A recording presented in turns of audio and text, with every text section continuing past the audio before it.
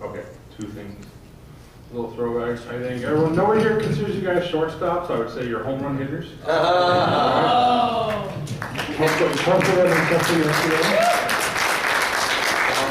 Actual question.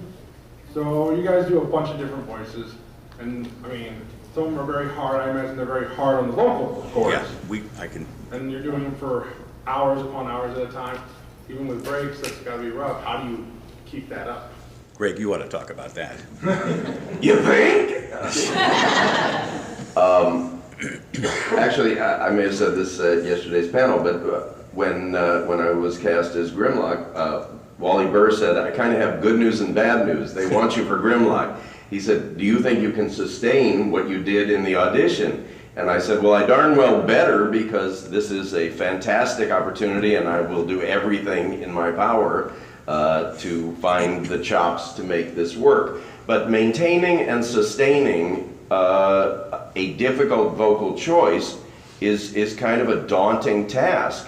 But you have to be economical with when you use your voice and when you don't. You have to know when a session is coming. You have to know what session is backing what other session. Not that you can hold back, because I'm a proponent of bringing your A game every time, exceeding expectation, going over 100%. I think it makes everything happen faster, because someone doesn't have to try to get it out of you if you're holding back. And I know that some people do hold back, but I think there are also ways, I found ways in my personal voice gym to find ways to strengthen what I needed to strengthen. But yeah, a lot of my characters are vocally demanding, but that's my choice, so it's my responsibility to find ways to sustain not only character, but also, you know, tonsils, and make it happen.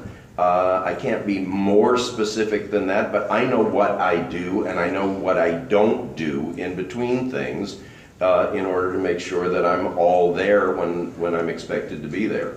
And trust me, when you're expected to be there, if you're not 100%, you'll keep everyone twice as long, because now we're back to that glass, and the people on the other side need to walk away with what they need to walk away with.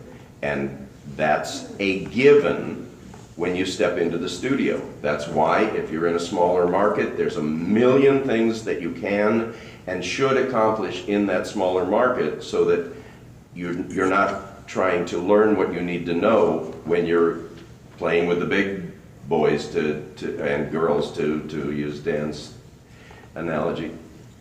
Because at that time, somebody's looking at the wallet, somebody's looking at the clock, and they don't want you to be learning in that environment. They want you to be there. It's also, again, we come back to training, breath, making sure that you're not working from the throat, that you're working from the gut. Placement, that kind Absolutely. of thing. One of the first roles that I did, and after 3 years of auditioning and not getting anything, there was a thing called video power that came up that none of you have ever heard of. There was a character called Mr. Big, who was an evil character from a video game. And I had gotten to the point now where I was getting pretty disgusted with this whole industry. So I went in there and I decided this is what Mr. Big was going to sound like. And I got cast. 40 episodes in 3 months. Wow. And the first 3 episodes, they did 2 episodes a day, and then a third one on the second day. And I had to eventually ask them, if you've got 2 Mr. Big episodes, can we do one on Tuesday and one on Wednesday, so I can have a little bit of a rest on Tuesday afternoon? These are the sorts of considerations you have to make, because if I had done that voice for 8 hours of a given day, I would have had nothing to, I wouldn't have been able to talk for a week. So it's choose wisely. Choose wisely. Yeah. Thank you. Thanks.